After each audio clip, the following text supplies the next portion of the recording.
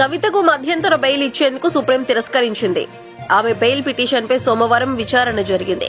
కవిత petition పై supreme court పెద్ద twist ఇచ్చింది. ED, సీబీఐకి supreme court నోటీసులు జారీ చేసింది. స్పందన తెలియజేయాలని కేంద్ర ఏజెన్సీలను కోర్టు కోరింది. తదుపరి విచారణను ఆగస్టు 20కి వాయిదా వేసింది. మధ్యంతర బెయిల్ ఇచ్చేందుకు సుప్రీం ధర్మాసనం నిరాకరించింది. ఈ కేసుపై justice BR Gavai, justice Viswanath ధర్మాసనం విచారణ జరిపింది. సీబీఐ, ఈడీ కేసుల్లో బెయిల్ ఇవ్వాలని కవిత పిటిషన్ దాఖలు చేసిన విషయం తెలిసిందే. ఈ నేపథ్యంలో ఢిల్లీ హైకోర్టు తీర్పును కవిత సవాల్ చేశారు.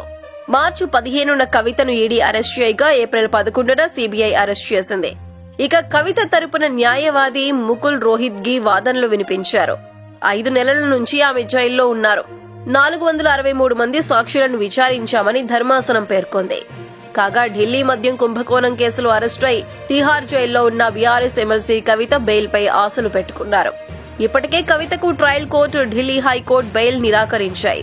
దీంతో ఆమె ఆశలన్నీ సుప్రీంకోర్టు పైనే పెట్టుకున్నారు. ఇవాళ తనకు బెయిల్ వస్తుందని ఆమె భావించినట్టు సమాచారం. తనపై ఈడీ, సీబీఐలు నమోదు చేసిన కేసుల్లో బెయిల్ ఇవ్వాలని కోరుతూ కవిత ఈ నెల 8న సుప్రీంకోర్టును ఆశ్రయించారు. తనకు బెయిల్ ఇవ్వటానికి నిరాకరిస్తూ ఢిల్లీ హైకోర్టు జూలై 1న ఇచ్చిన తీర్పును సవాల్ చేశారు. సుప్రీంకోర్టులో స్పెషల్ లీవ్ పిటిషన్ దాఖలు చేశారు. అక్కడ కూడా వాయిదా పడింది.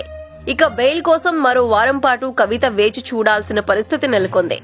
అప్పుడైనా బెయిల్ వస్తుందో రాదో వేచి చూడాల్సి ఉంది.